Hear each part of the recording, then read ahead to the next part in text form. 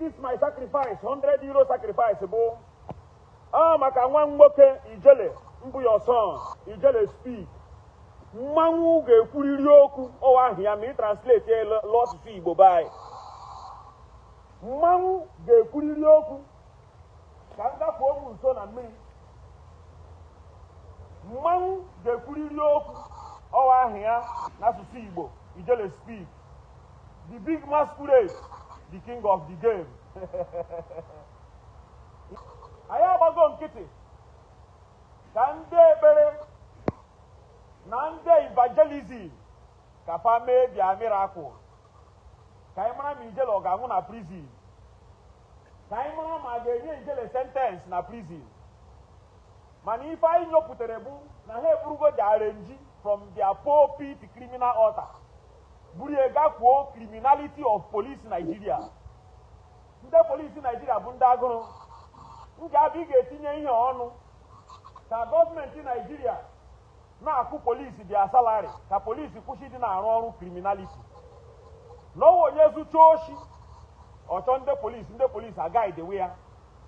Onye na-eme arụ ọchọ ndị polisi agaghị dị ya. Onye were alị mmadụ n'ike na o ji ego o je setụlụ ndị polisi asọpọtụ ya lụọkwa onye a nara alị ya. Ndị abụ orugo mgbe ị ga-etinye okwu ọnụ ka polisi na-arụ ọrụ ha accordingly. Ọzọ dị ka ibe ya bụrụ anyị fụrụ datụ narị ndị na-eme na kọtụ bụ eshi ọbụla ọ pụtara Ijele ịfụ asị na magistrate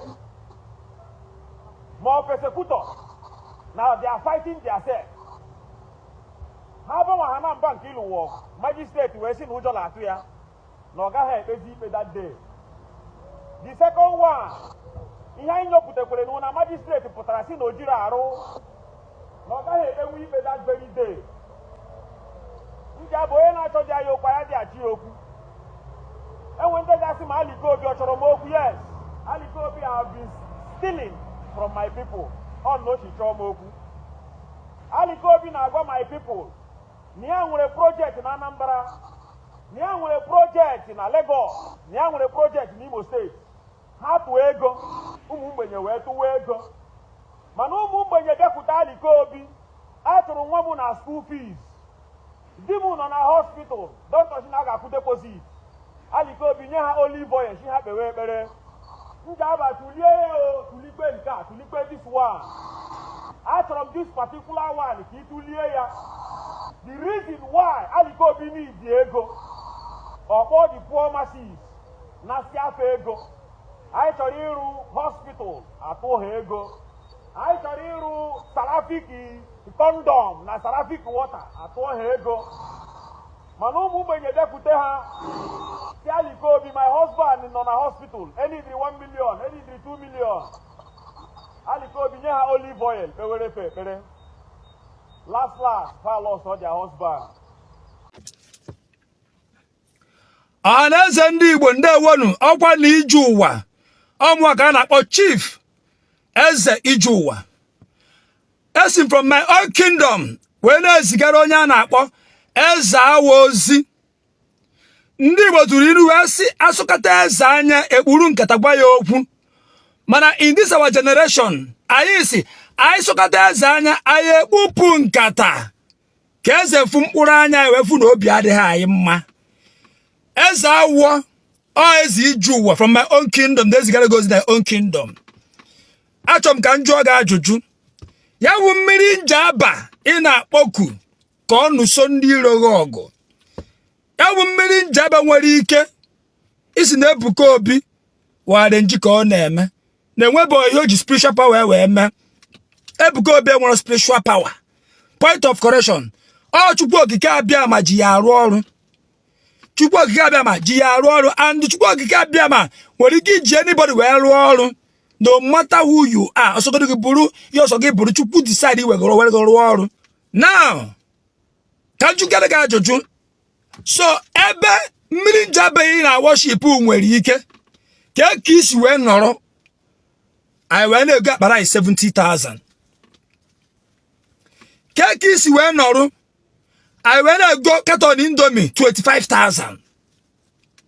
ka ga agụ eze awọ si nọrọ anyị na-agba fuel 750 850 and ị nwere nje aba mmiri na awụ ịkpọku ọza ọkpa ike ọtụ ndị mmadụ nga ọtọpụ ndị mmadụ na nga o mee ihe ịrịba ama ka ga isi wee nọrọ gụ eze awọ eze na-ekpuchite ndị ọ na-achị agwaghị iwu ka ga isi nọrọzie agụ na-egbu ụmụnne gị enwere ihe mmiri njabagha menwuru ịgbachi nkịtị sọsọ ebe mmiri njabagha na-arụ ọrụ wu nwa amadi a na-akpụ Ijele jidere ndị Igbo na-akparị ndị Igbo ọkparịa maazị Nnamdi Kalụ ọkparịa nwa agụ ata ahịhịa ọkparịa ojukwu ndị Igbo ọkparịa sinetọ enyi nna ya mbabara ibe jide ndị Igbo na-akparị ha ya na ndị Awụsa kwụrụ ọ doro unu anya na ndị a na-akpụ isi na na-achọghị ọdịmma ndị Igbo ya na ndị Awụsa kwụrụ gịwa sọpọtụ onye so mmiri njabagha na sọpọtụ ihe ọjọọ ọ gosi na mmiri njabagha na ọ na-asọpọtụ ihe ọjọọ kpatara iji wee pụta wee na-eme some kind videos na-egebanu ntị enwe ofu ihe nchọrọ ịgwa gị Bible mee ka anyị mara that we should respect our parents, that we should honor our parents. That the same Bible for the parents say, do not make your children angry. My name will be Kemunaga Aburo or you will already hear Tom. Managers will never black go open.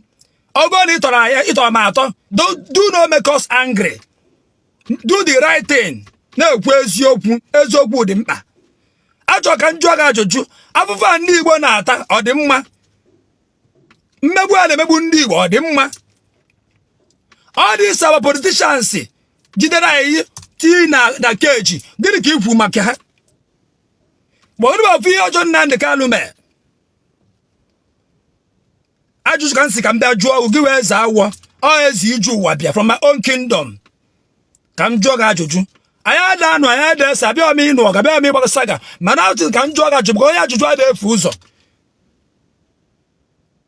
ndewo na onye ọna m anya na-akpa eze awọ zigara m ozi a I come in peace. Ndewonu, ọgba na ije ụwa. Anyị mara dị mma ka anyị mee ya.